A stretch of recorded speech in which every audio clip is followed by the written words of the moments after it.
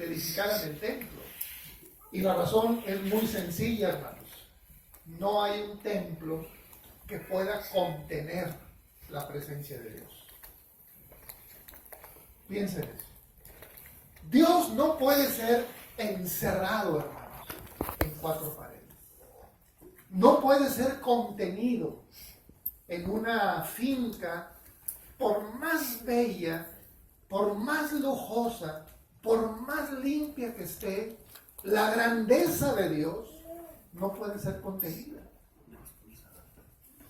Dios es el que contiene toda la creación.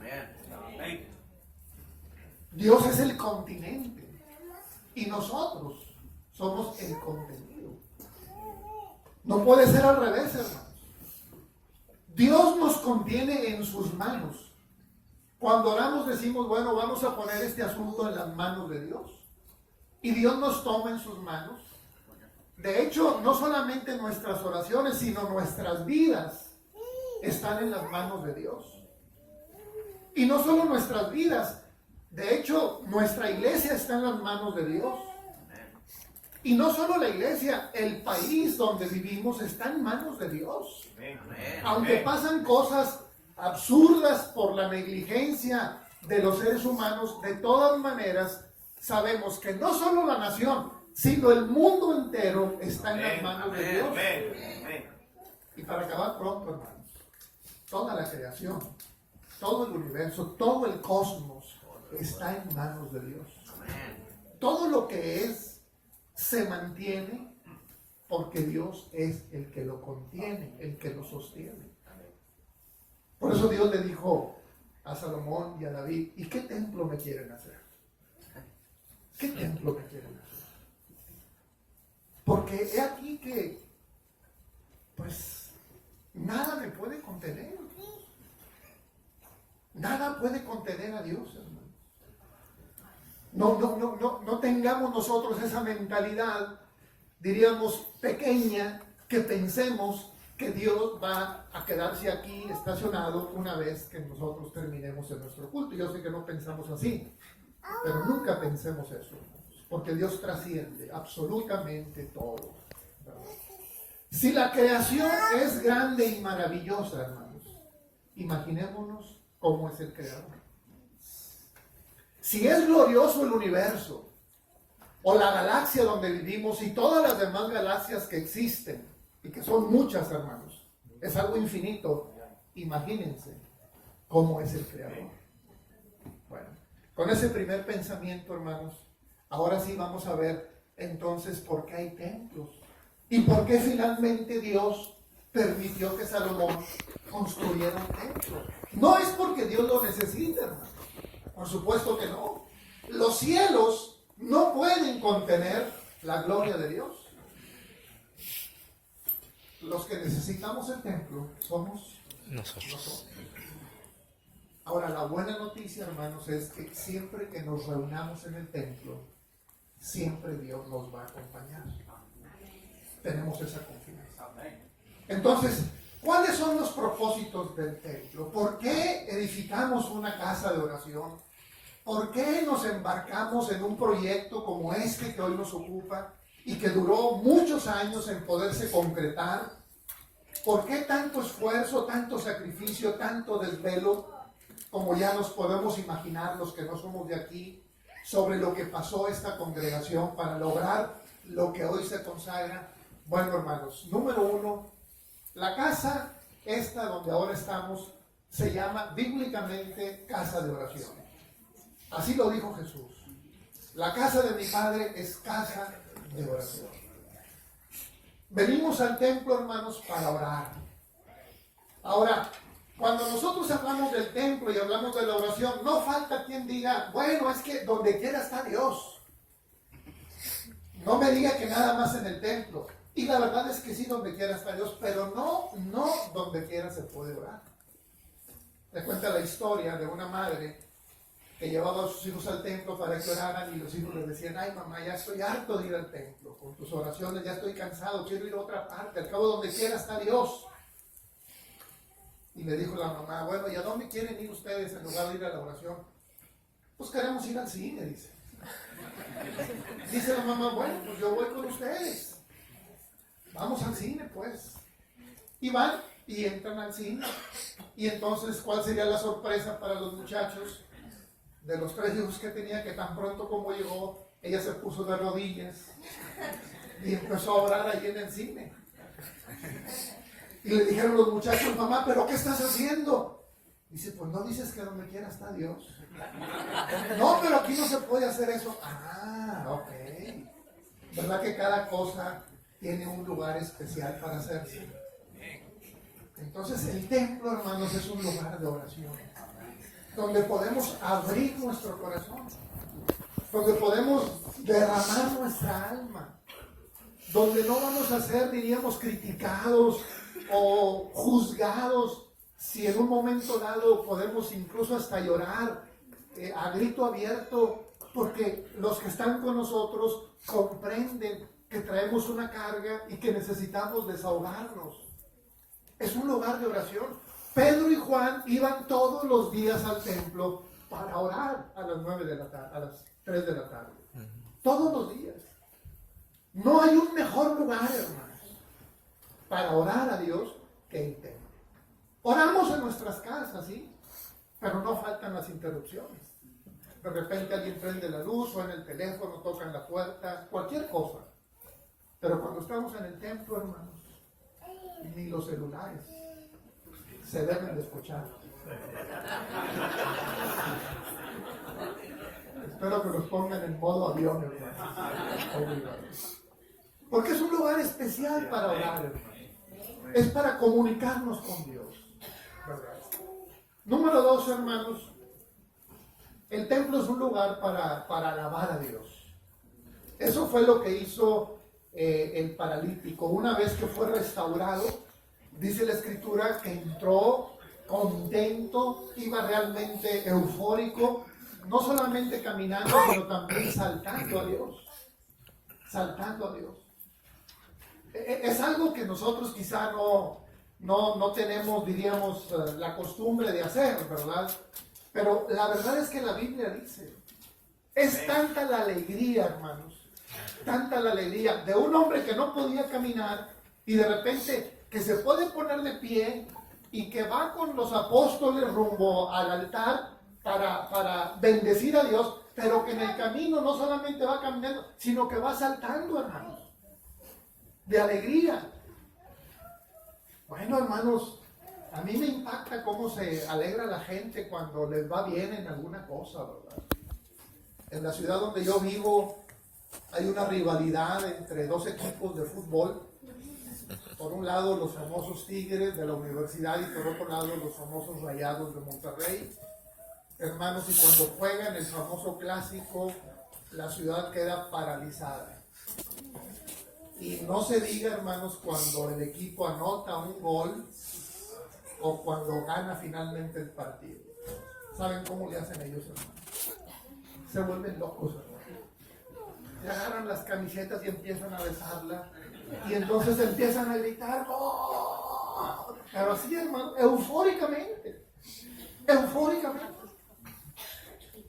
Porque es algo para ellos muy importante. Hay mucha pasión en el deporte. Ellos incluso están dispuestos hasta dar su vida.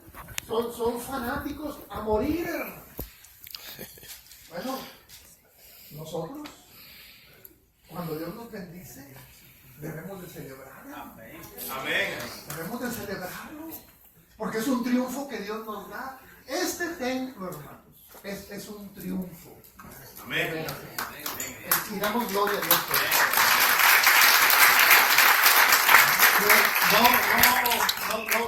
No se consagran templos todos los sábados. Lo que sí sucede es que cada día se abren table dance y cantinas y todo lo que es la industria de la muerte, hermanos. Todo lo que es la industria de la muerte, la industria del pecado, están todos los días surgiendo. Así es que cuando nosotros tenemos un logro como este, donde se ve la mano de Dios, hermanos, bendecimos a Dios. Número 3, es un lugar, hermanos, para dar testimonio. Eso fue lo que hizo el COVID. Es un lugar para dar testimonio de lo que Dios hace en nuestra vida. Somos una iglesia, hermanos, un tanto, diría yo, callada, un tanto seria.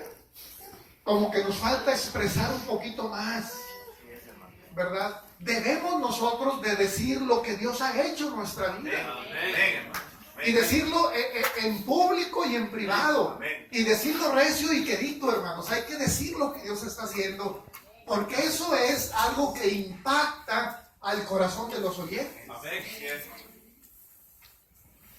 Cuando no decimos nada, el gran problema en el que estamos es que posiblemente Dios no esté haciendo nada. Porque cuando Dios hace algo, hermano, no se puede callar. No se puede callar. Aquí está el testimonio del paralítico. No se pudo callar. Si Pedro y Juan le dicen, oye, cállate, estás en la casa de Dios, él no hizo caso, hermano. Él tenía que expresar el milagro que Dios había hecho en su vida. ¿Qué tanto hablamos, qué tanto compartimos nuestro testimonio? Esa es una deuda que tenemos y hay que pagarla, hermano. Hay que decir lo que Dios ha hecho en nuestra vida. Hay que contar las maravillas de Dios.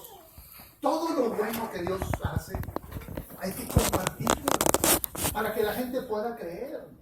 Ya me imagino yo, después del milagro, pues cuántas personas se convirtieron. Bueno, miles de personas.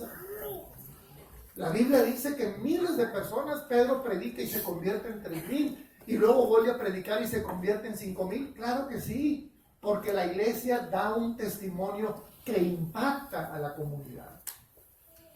Por eso usted tiene que decir en su trabajo, o los jóvenes y señoritas en la escuela, digan lo que Dios está haciendo en su vida. Den ese testimonio. Y luego confírmenlo aquí el sábado. Si Dios los bendijo de una manera especial, tráiganlo, díganlo, porque eso va a dar esperanza a la congregación. Amén. Cuando pasamos por algo difícil y salimos adelante y damos testimonio, alguien que esté pasando por lo mismo puede animarse, puede tener fe, puede ser consolado diciendo, bueno, yo también tengo esperanza. El testimonio, hermanos, es fundamental.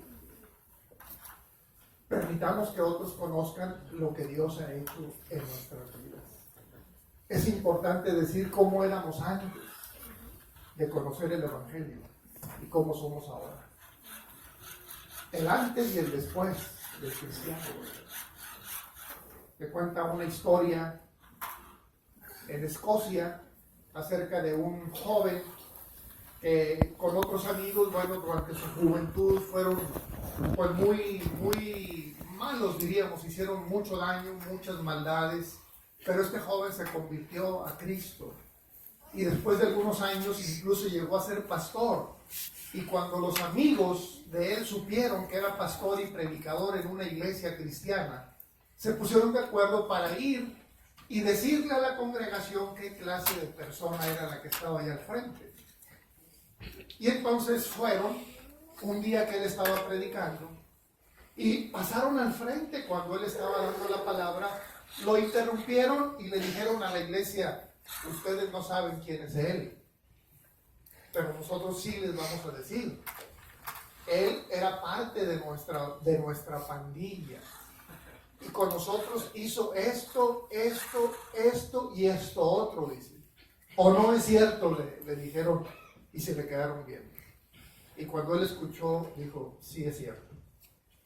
Eso hice yo y muchas otras cosas más antes de conocer a Cristo. Pero ahora Cristo me ha cambiado. Y cuando la iglesia escuchó eso, hermanos, más se consagró a Dios. Porque pudo ver el cambio, hermano. Pudo ver el cambio en ese que estaba siendo pastor de ellos. Así es que debemos de decir, hermano. Hay que decirlo. Es parte de nuestra responsabilidad como hijos de Dios. Entonces es un lugar de oración, es un lugar de alabanza, es un lugar de testimonio, es un lugar también, hermanos, de ayuda al prójimo. Como dije en un principio, bueno, se supone que al templo venimos personas convertidas. personas misericordiosas, que tenemos compasión de los necesitados, de los pobres, de los huérfanos, de las viudas. Se supone, hermanos. Entonces debemos de ayudar al prójimo. Y no es que tengamos que sanar a todos los paralíticos que encontremos, quizá no tenemos ni siquiera uno, pero sí hay otro tipo de enfermedades o diríamos otro tipo de parálisis. Gente que batalla con otras cosas, ¿no? El pecado es terrible, hermano, y el pecado tiene paralizada a la sociedad y necesitan ayuda, hermano. Ellos no lo saben, ellos piensan que así es normal. Ellos piensan que beber el alcohol hasta perder el sentido está bien porque todo el mundo lo hace. O piensan que drogarse es la única opción que tienen. O piensan que la violencia es permitida porque así fue en mi casa paterna. Mi papá golpeó a mi mamá, entonces yo también puedo hacer lo mismo. Y piensan que robar está bien, y piensan que maldecir está bien. Y piensan que la murmuración y que la corrupción y que todo eso está bien porque es lo único que han visto. Y están paralizados por causa del pecado. Necesita que alguien los tome de la mano y los meta al templo, como hicieron Pedro y Juan con el paralítico, para que puedan levantarse, hermanos, para que puedan recuperarse. El templo es un lugar de recuperación. Muchos de nosotros hemos sido bendecidos en algún culto, con algún cántico o con alguna predicación que escuchamos y que vino a resolver el problema o la crisis que yo tenía. ¿No es cierto, hermanos? Amén. Muchos de nosotros. De hecho, cada vez que venimos al templo, hermanos, Dios nos bendice. Nunca nos vamos con las manos vacías. Llegamos al templo con las manos vacías, como dice el himno, ¿verdad? Sin nada que darle al Señor. Pero cuando nos regresamos a casa, siempre llevamos algo. Siempre Dios nos bendice. Nunca regresamos con las manos vacías. Así es que el templo es un lugar de ayuda para el prójimo también. Bendito sea Dios Padre. Ahora, algo también de suma importancia. El templo es un lugar para encontrarnos como hermanos en la fe. Para vernos unos a otros. Para acompañarnos unos a otros. El templo es un lugar donde yo me puedo encontrar con mi hermano, me puedo encontrar conmigo mismo. Y al encontrarme con mi hermano, de alguna manera me encuentro con Dios también. Y eso pasa no en el estadio, hermano, no siempre en el trabajo, eso pasa en el templo. Ahí se encontró el paralítico con Pedro y con Juan, y más adelante se encuentra con Dios. Qué importante es encontrarnos, hermanos, porque nuestra relación es algo realmente de mucha estima delante de Dios. Es fundamental, hermano. En la famosa oración de Cristo que registra el Evangelio de Juan en el capítulo 17, dice: Señor, a los que me has dado, que sean una cosa, Señor, como tú en mí y yo en ti, que también ellos sean una cosa. ¿Para qué, hermanos? Para que el mundo crea. Para que el mundo crea. Entonces, al venir al templo, hermanos, es un lugar de encuentro para recordar que somos hermanos, para recordar que somos todos de una misma familia, que todos somos iguales, todos somos hijos de Dios. Aquí no hay acepción de personas, no hay apellidos que valgan, hermano, no hay posiciones económicas ni conocimientos que nos hagan superiores o inferiores unos a otros. Somos una comunidad de iguales donde Dios es el Padre y nosotros todos somos hermanos, independientemente del origen, las raíces, color de piel o idioma que nosotros hablemos. la Biblia en el Nuevo Testamento, prácticamente en todos los libros del Nuevo Testamento, habla de la relación que debe de haber entre unos y otros. Orar los unos por los otros. Sobrellevar las cargas los unos de los otros. Exhortaos los unos a los otros. Amonestaos los unos a los otros. Perdonaos los unos a los otros. Hay más de 25 expresiones que tienen que ver con esta relación de hermanos en la fe, de los unos para con los otros. Por eso es importante el templo. Es un propósito del templo que por lo menos una vez a la semana podamos coincidir para saber cómo estamos, para conocernos, para ayudarnos los unos a los otros. Porque todos los seres humanos necesitamos ser acompañados, hermanos. De hecho, esa es la gran tarea de la iglesia, que pueda acompañar a sus miembros. Una iglesia que acompaña, que combate la segregación, que combate el racismo, que combate la exclusión, que combate la soledad en la que vive mucha gente. Porque hoy en día, hermanos, se vive una paradoja realmente extraordinaria. Vivimos en la era de las comunicaciones. Nos podemos comunicar a cualquier parte del mundo con un aparato pequeño que cabe en la palma de la mano. Podemos darnos cuenta de lo que pasa del otro lado del mundo en el mismo momento en el que pasan las cosas. Es increíble la comunicación que tenemos. Increíble, hermanos. Pero al mismo tiempo vivimos en mucha soledad. Vivimos en falta de comunicación. Da pena ver, por ejemplo, en un restaurante en donde van dos personas, marido y mujer, y aunque están sentados en la misma mesa, la verdad es que cada quien está en su propio mundo. ¿Sí? Sí. Hemos dejado de mirarnos a los ojos, de compartir la palabra. Pero en el culto, hermanos, Dios nos da el tiempo para preguntar: ¿y cómo estás, hermano? ¿Cómo te va? Y que el hermano o la hermana pueda expresar, ponerle palabras a su sentimiento y encontrar alivio a sus males. Finalmente, es una labor terapéutica la que hace la iglesia cuando la iglesia escucha lo que le está pasando a alguno de sus miembros. Cuando tenemos el tiempo para darnos cuenta de las realidades que cada uno de nosotros vive. Algunos hermanos que tengo el placer de disfrutar su amistad, de repente me dicen: ay, hermano, usted siempre tan feliz por todos lados, viajando y esto y lo otro. Y yo, hermanos, yo digo: ay, hermanos, si usted supiera también mis cargas, las cargas que yo tengo, ¿verdad? A veces no se puede porque no hay tiempo para compartirlas. Pero ¿quién de nosotros, hermanos, no trae cargas en su corazón? Todos, hermanos, todos. Esa es nuestra naturaleza. Todos.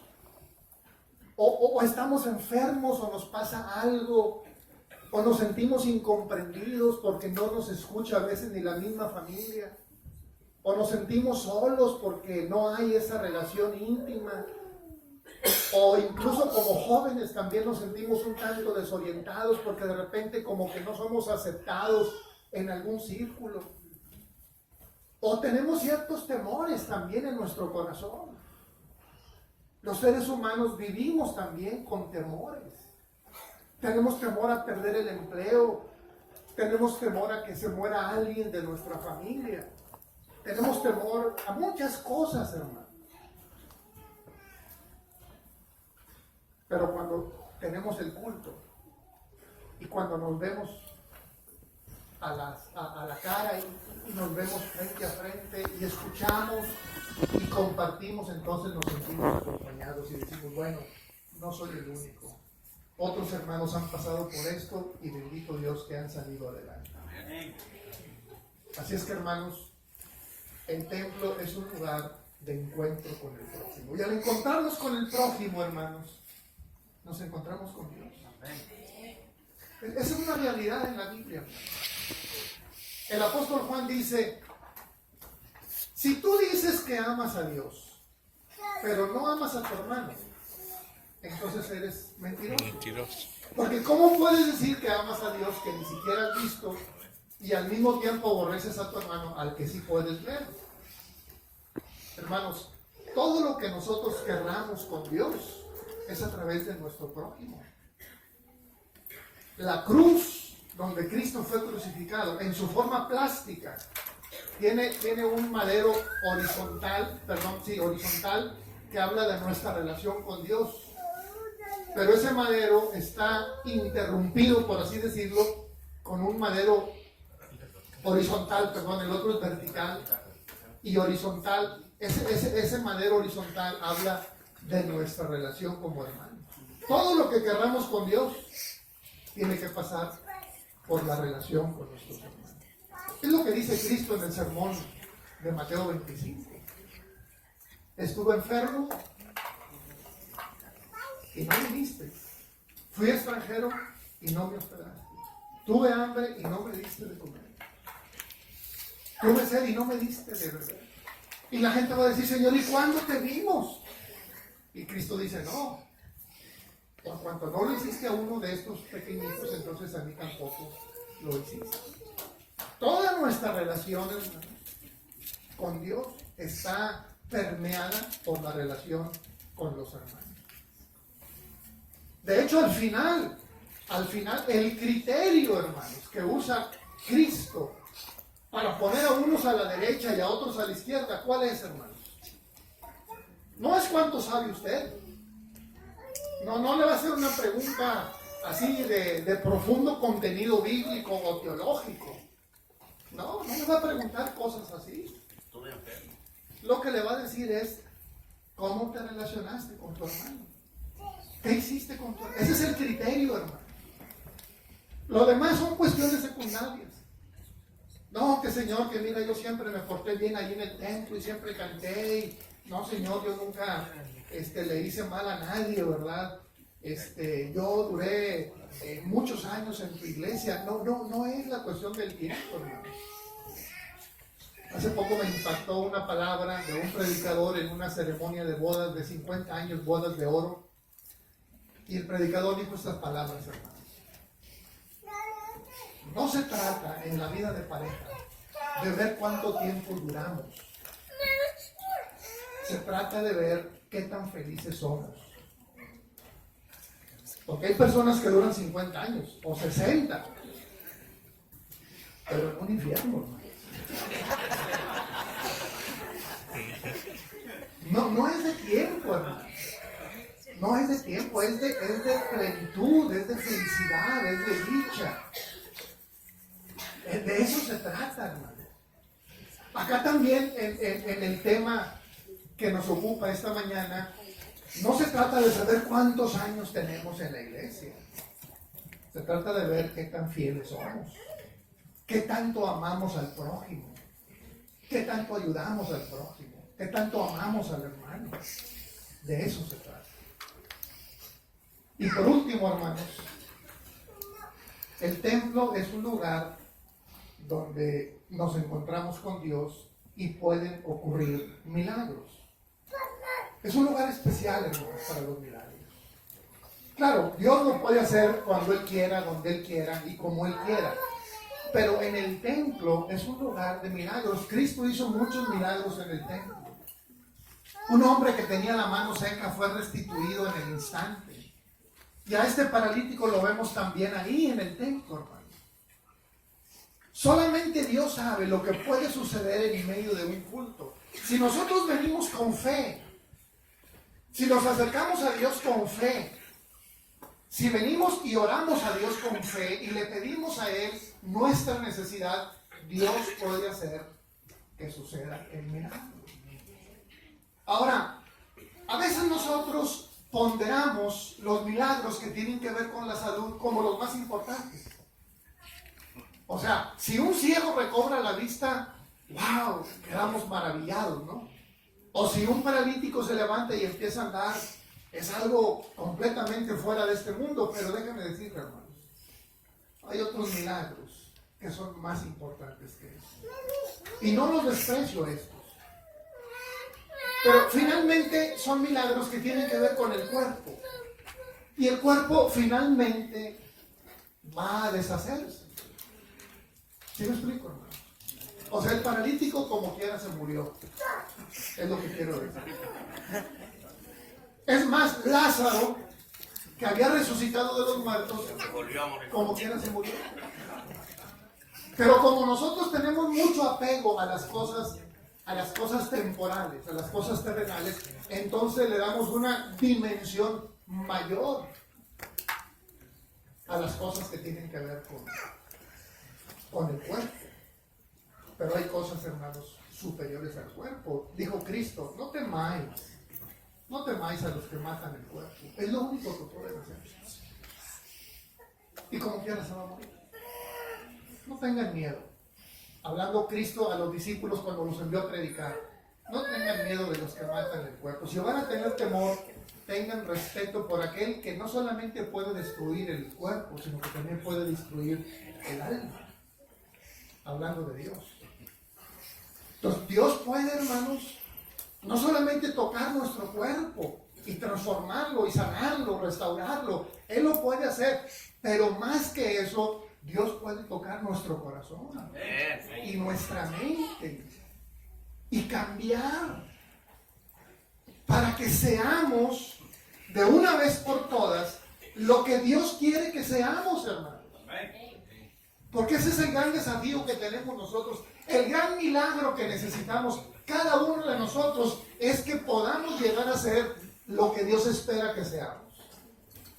Que ya dejemos el viejo hombre, hermanos, de una vez por todas. Que se opere el milagro en nuestra mente y en nuestro corazón, donde Cristo realmente viva en cada uno de nosotros. Ese es el milagro, hermano. Es el milagro de la conversión. El milagro de una entrega total a Dios. El milagro de vivir cada día de nuestra vida conforme al propósito de Dios. Menguar nosotros para que Cristo viva en nosotros. Y eso se puede dar, hermanos, en el templo. Porque cada mensaje que escuchamos es como agua limpia que va limpiando nuestro corazón de las manchas del pecado.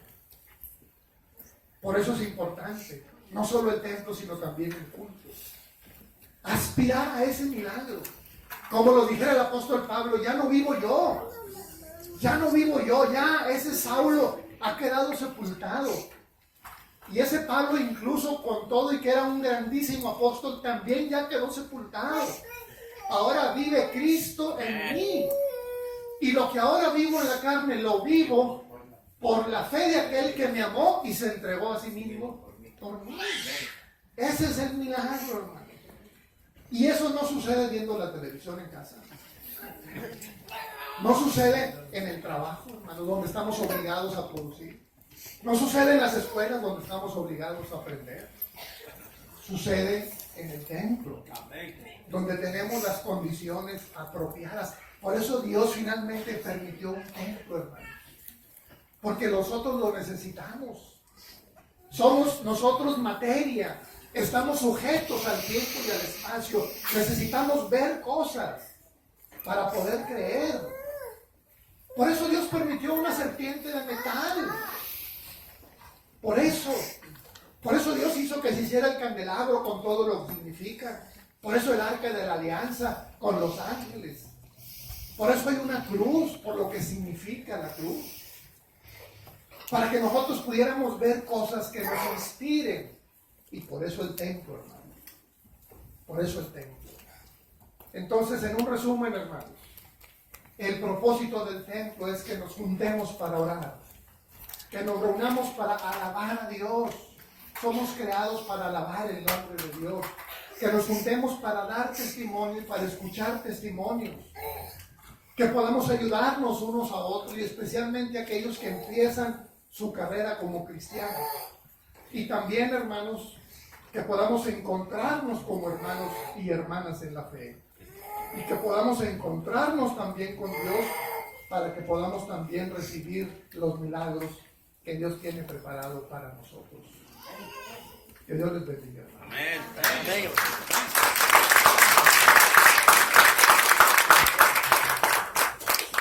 Quiero pedirles, hermanos, que se pongan de pie. Vamos en este momento a proceder a la consagración de este santuario para la gloria de nuestro Dios. Decía yo en un principio que el acto de consagrar significa dedicar algo para los usos exclusivos del Señor.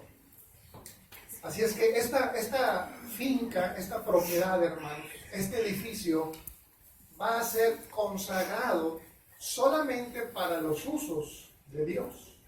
Eso significa que renunciamos a cualquier otra cosa. No podemos hacer otra cosa aquí que no sea justamente los propósitos de Dios en el santuario. Y no solamente eso, hermanos, sino que también nosotros mismos debemos consagrar nuestras vidas a Dios. De nada sirve un lugar consagrado si los que asisten al lugar no se consagran. Lo primero que Dios hizo antes de consagrar cualquier otra cosa fue consagrar a los sacerdotes. ¿Se acuerdan de Aarón y de sus hijos? ¿Cómo fueron consagrados, hermanos? Delante de todo el pueblo, una ceremonia donde Moisés sacrificó unas aves y junto con una mezcla de hisopo y de grana y de otras cosas, esparció la sangre sobre ellos. Y luego tocó el lóbulo de la oreja y el dedo gordo de su mano y de su pie para decirle a la congregación que ellos estaban consagrados, es decir, que le pertenecían solamente al Señor. Y en el Nuevo Testamento, hermanos, dice el apóstol Pedro que nosotros hemos sido elegidos por Dios para obedecer y para ser rociados con la sangre de Cristo. Hemos sido rociados con la sangre de Cristo en señal de consagración. Ya no le pertenecemos al mundo, hermanos. Vivimos en el mundo, pero no somos del mundo. No le pertenecemos ni al pecado, ni a Satán, ni al mundo en el que estamos. Es solamente un peregrinaje en el que nos encontramos rumbo a la patria gloriosa de nuestro Señor. Así es que quiero invitar a los pastores que ya han sido mencionados que sean tan amables de pasar aquí al frente para que puedan levantar su diestra en este acto litúrgico de la consagración del santuario para la gloria de nuestro Dios. Voy a esperar que pasen aquí, todos los que son pastores se pongan aquí, puede ser acá arriba, levantando su diestra. Por favor, pasen mis hermanos. Y a toda la congregación que podamos unirnos en una sola mente y en un mismo sentir de nuestro corazón en esta oración con la cual habremos de consagrar este templo para la gloria de nuestro Dios. Voy a leer una porción de la Escritura y luego hacemos la oración. También a nuestro hermano Guillermo se le invita para que venga aquí al frente.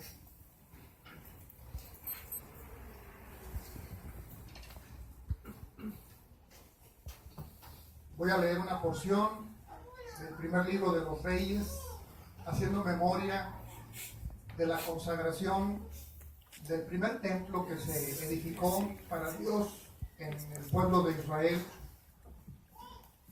Dice la palabra del Señor: y fue que como acabó Salomón de hacer a Jehová toda esta oración y súplica, se levantó de estar de rodillas delante del altar de Jehová y con sus manos extendidas al cielo.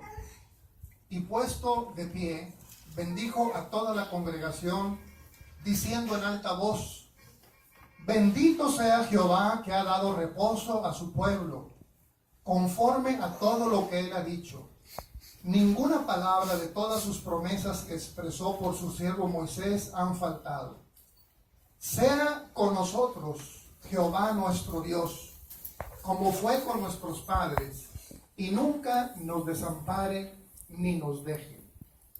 Que incline nuestro corazón hacia él, para que andemos en todos sus caminos y guardemos todos sus mandamientos, estatutos y derechos, los cuales nos ha mandado.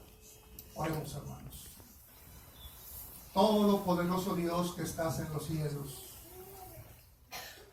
en esta mañana histórica, Señor, para nosotros como parte de tu pueblo, en este país y en esta ciudad particularmente, nos unimos en oración, Señor, con el corazón lleno de gratitud, una inmensa gratitud, Señor, que sentimos porque hemos sido testigos de lo que tú has hecho posible.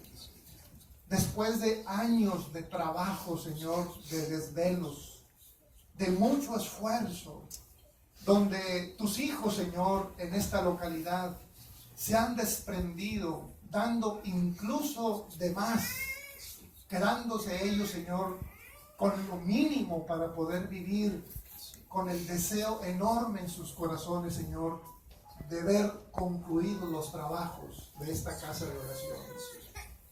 Solo tú sabes, Señor, cuántos afanes, cuántos trabajos, cuántas horas, cuántos días, cuánto esfuerzo invertido, Señor. Pero hoy, Padre, te damos muchísimas gracias en el nombre de Cristo, porque podemos ver ya cristalizados lo que hace años fue solamente un sueño o solamente una visión, Señor, que hoy nos permites no solamente contemplar, sino disfrutar, Padre. Bendito sea, Señor.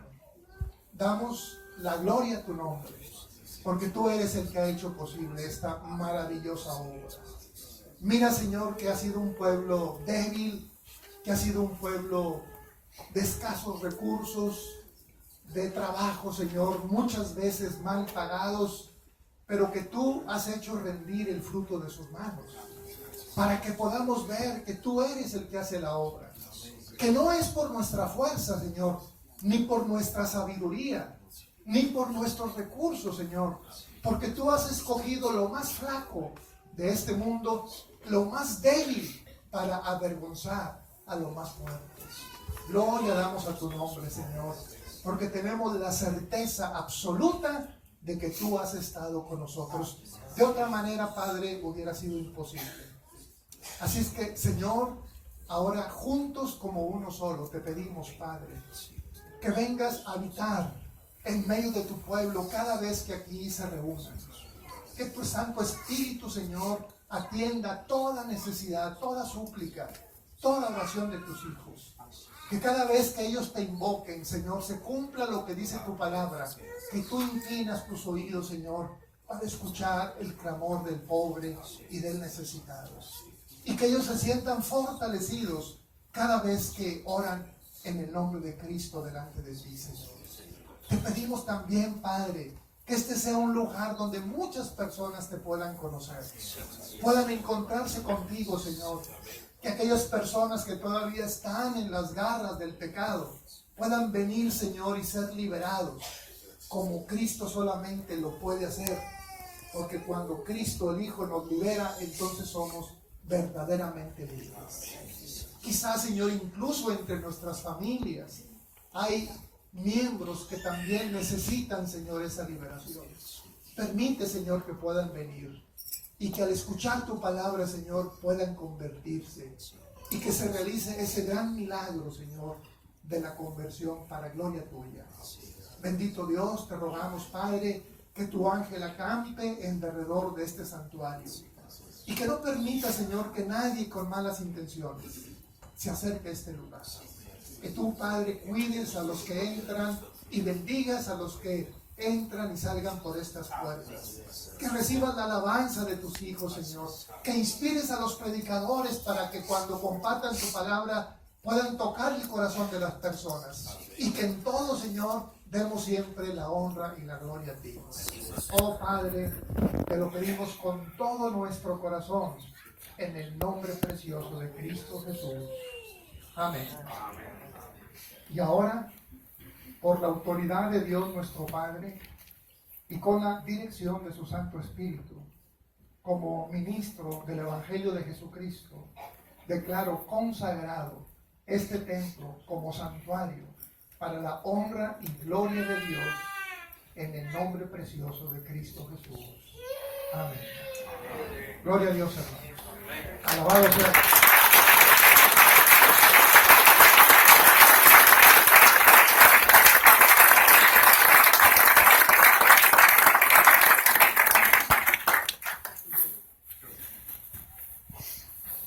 Seguimos con la última parte de este servicio, hermanos, así de pie.